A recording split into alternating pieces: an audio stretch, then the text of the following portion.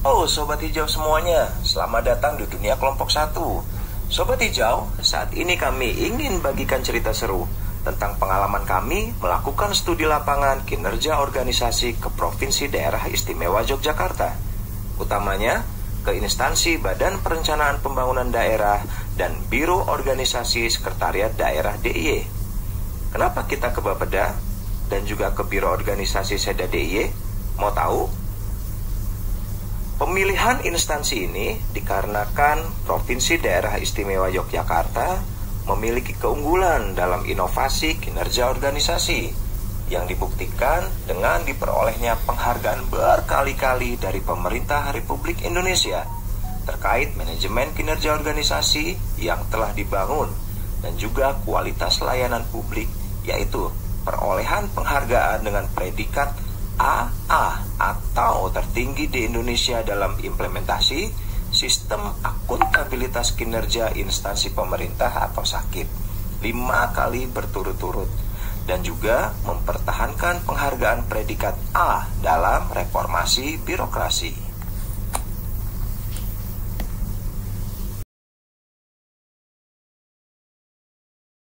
Kita jalan-jalan ke Badan Perencanaan Daerah dan Biro Organisasi Seda DIY.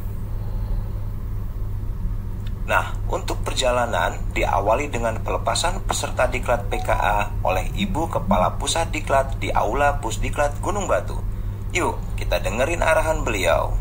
Salah satu milestone, teman-teman punya milestone, latihan juga punya milestone, sebagai salah satu milestone yang penting begitu ya, karena nanti tentu saja para pendamping tua akan melihat bagaimana teman-teman memperoleh.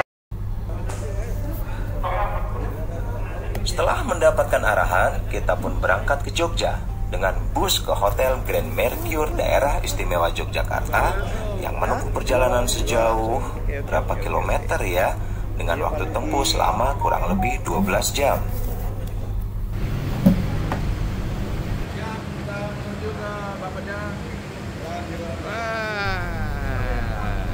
Keesokan harinya, kami melakukan kunjungan berangkat ke Komplek Kepatihan Yogyakarta, ke Gedung Wisanggeni untuk melakukan diskusi dengan Bapeda dan Biro Organisasi, serta mempelajari secara langsung aktualisasi kepemimpinan manajemen kinerja pada instansi penyelenggara pelayanan publik.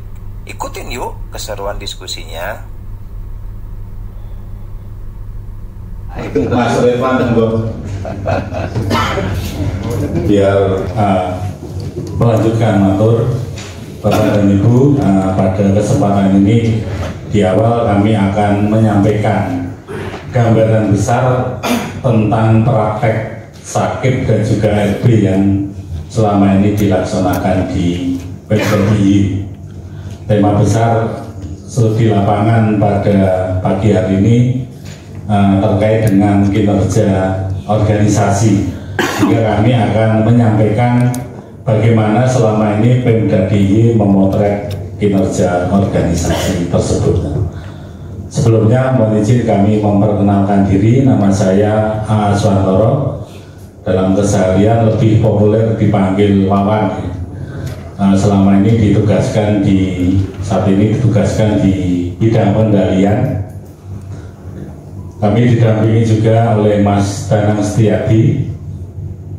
Kalau kita berbicara dalam kerangka SAKIP ya, titik awalnya dimulai dari Mas Danang. Mas Danang ini yang membidangi perencanaan. Kebetulan di Bapeda DIY kami juga mempunyai Balai Penelitian Pengembangan dan Statistik yang dalam hal ini diwakili oleh Mas Ridwan. Mas Ridwan ini fungsional perencana yang ada di Bapeda. Dan dari Biro Organisasi pada kesempatan pagi ini hadir Mbak Lulu untuk membersamai Bapak dan Ibu semuanya. Yang pertama kami sampaikan, kalau kita berbicara dalam kerangka perencanaan, saya kira Bapak dan Ibu sangat tidak asing ya, dengan istilah cascading, yang ini juga lalu didorong oleh teman-teman dari Kementerian PAN menjadi bagian dari dokumen yang tidak terpisahkan dari dokumen perencanaan jangka menengah kita.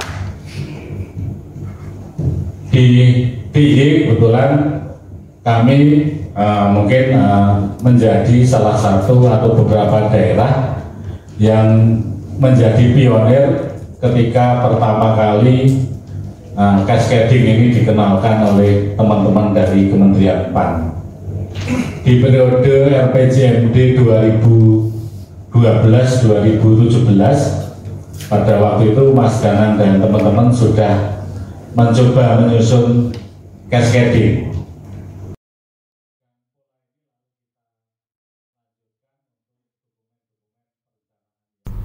Luar biasa pembelajaran yang kami dapatkan dari para narasumber kita, Bapak Suwartono, Pak Danang, yang narsum ya, Pak Ridwan dan Bu Lulu. Memang pantas pemerintah Provinsi Yogyakarta mendapatkan predikat AA 5 tahun berturut-turut. Namun, kami dari kelompok 1 masih menyimpan beberapa hal yang ingin kamu ketahui lebih dalam, alias kepo. Yuk kita saksikan aksi-aksi perwakilan dari kelompok 1 untuk menuntaskan rasa penasarannya. Di Bapak tadi kan ada merencanakan, merencanakan, lalu teman-teman juga di sini melakukan pendampingan dan akhirnya penilaian. Pertama terkait untuk yang pendampingan tadi kan disampaikan, karena kan ujungnya menentukan target kinerja ya. Setelah target kinerja jadi ini kan nanti akan dinilai. Tapi yang paling penting kan bagaimana mendampingi agar target kinerja itu bisa tercapai. Tadi disampaikan kan kita melakukan pendampingan kepada OPD yang kinerjanya masih kurang dalam pendampingan. Ini bentuk realnya ini seperti apa itu? Bentuk pendampingan detailnya seperti apa? Termasuk terhadap sampai level yang ke individu ya. SKP kan tadi kan dari OPD apa? Kalau dari besar kan dari gubernur ke sekda terus ke ketua OPD-nya, OPD ke tim di bawahnya, ke pimpinannya, lalu sampai staf. Nah kalau untuk yang pendampingan sampai level staf untuk mendapatkan untuk menjamin pencapaian kinerja tadi ya, pencapaian kinerja sesuai PK yang sudah ditentukan, ini pendampingan ini seperti apa ya? Saya dari Pusdatin Pak di KLHK, Pusat Data Informasi. Jadi pertanyaan saya Pak, mungkin terkait dalam mengimplementasikan visi misi gubernur sebagai pimpinan daerah di sini kan, itu kan tadi Bapak sendiri bilang, dari Bapak-bapak dan Ibu bilang tadi ada pasti ada lah yang namanya resistensi itu kan gitu kan, yang namanya kendala-kendala tersebut. Nah, bagi orang-orang atau kan biasanya kan ini terdiri dari individu, bisa kelompok kan gitu. Nurilian dari Balai Pelatihan Lingkungan Hidup dan Kehutanan Kota Kesehatan.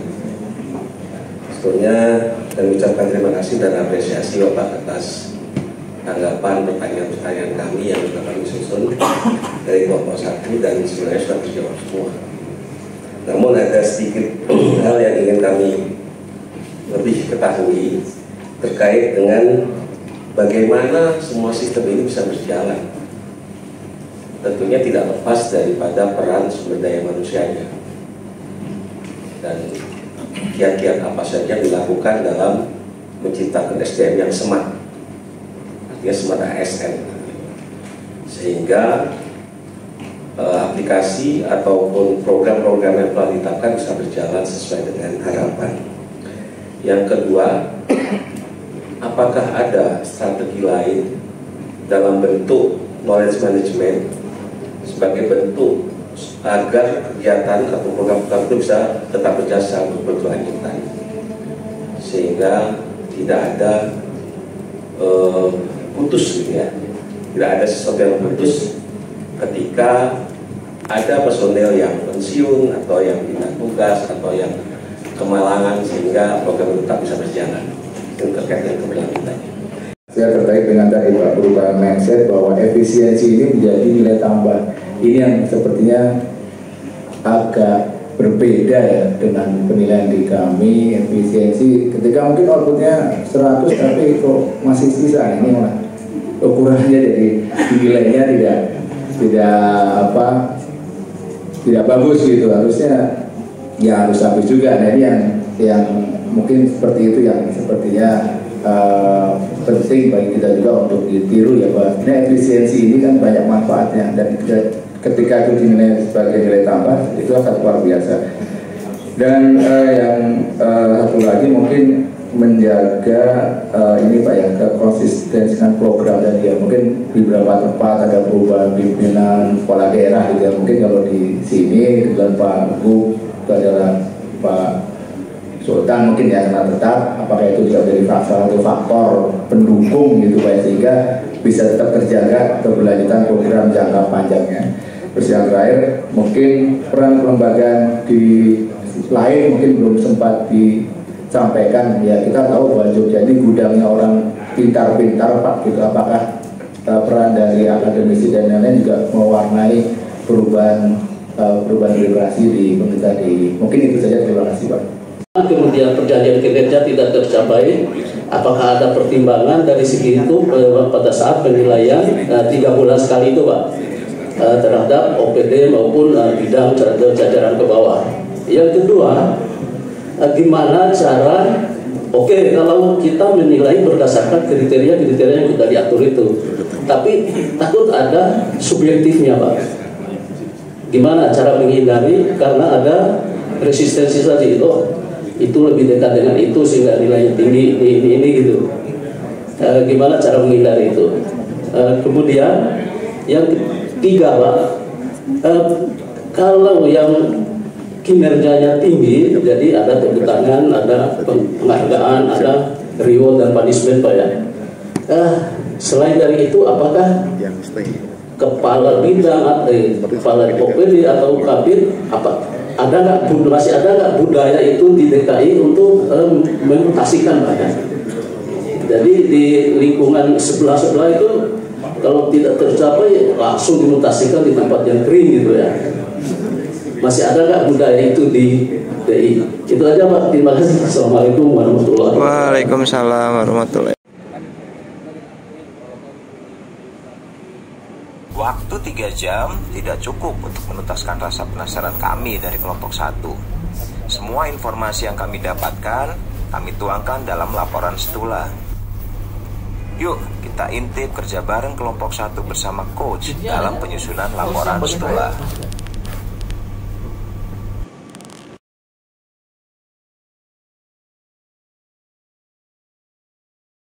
Luar biasa. Dalam waktu sesingkat-singkatnya, laporan Stula dari kelompok 1 selesai juga. Dari hasil pembelajaran Stula, lesson learned yang kami dapatkan selama pelaksanaan Stula sebagai berikut. 1. Peran kepemimpinan. Komitmen Gubernur Daerah Istimewa Yogyakarta dan Kepala Bapeda dalam mendukung peningkatan kinerja pelayanan publik, salah satunya mendorong terciptanya inovasi dari seluruh organisasi perangkat daerah. 2. Inovasi pelayanan, yaitu mengubah paradigma Bapeda yang sebelumnya terkesan hanya sebagai pengepul perencanaan menjadi lembaga yang menyusun perencanaan dengan penerapan cascading dalam mendesain kelembagaan dan program kegiatan. 2. Menciptakan pelayanan perencanaan dan evaluasi berbasis online antara lain Jogja Plan, Sengguh, dan Dataku. Ketiga, kompetensi dan pemberdayaan sumber daya manusia, yakni mendorong aktif peningkatan kompetensi sumber daya manusia melalui penerapan pembayaran tunjangan berbasis pencapaian kinerja. 4. Pembangunan jejaring kerja dan kolaborasi pemangku kepentingan, yaitu meningkatkan peran forum pentahelix atau 5K, yaitu Kasultanan, Kadipaten, Keprajan, Kampung, Komunita, untuk membangun sinergi para pihak. 5. Penerapan manajemen kinerja, yaitu organisasi disusun berdasarkan kinerja yang ingin dicapai atau performance based organization. Yang kedua, internalisasi perjanjian kinerja di setiap level, di mana penilaian kinerja instansi dilakukan mulai dari kinerja sasaran SKPD hingga subkegiatan. Yang keenam, penerapan manajemen risiko, yakni pelaksanaan manajemen risiko di lingkungan Badan Perencanaan Pembangunan Daerah Istimewa Yogyakarta dapat diidentifikasi dalam register risiko dan rencana tindak pengendalian di lingkungan Badan Perencanaan Pembangunan Daerah Istimewa Yogyakarta. Yang ketujuh, perencanaan dan manajemen keuangan, yakni mendorong efisiensi penggunaan anggaran, di mana nilai efisiensi anggaran menjadi salah satu faktor penilaian kinerja organisasi. Yang kedelapan, pemanfaatan teknologi. Integrasi sistem informasi layanan yang ada di seluruh OPD antara lain melalui aplikasi Dataku dan Geoportal. Akhirnya, waktu juga yang memutuskan kebersamaan kita. Akhirnya, perjalanan Stula yang sangat menggembirakan berakhir jua. Banyak ilmu, pengalaman yang kami dapatkan. Terima kasih Ibu Kapus, Bapak-bapak coach, Bapak penanggung jawab, panitia yang telah mendampingi kami dengan sabar selama Stula di kota Yogyakarta yang istimewa.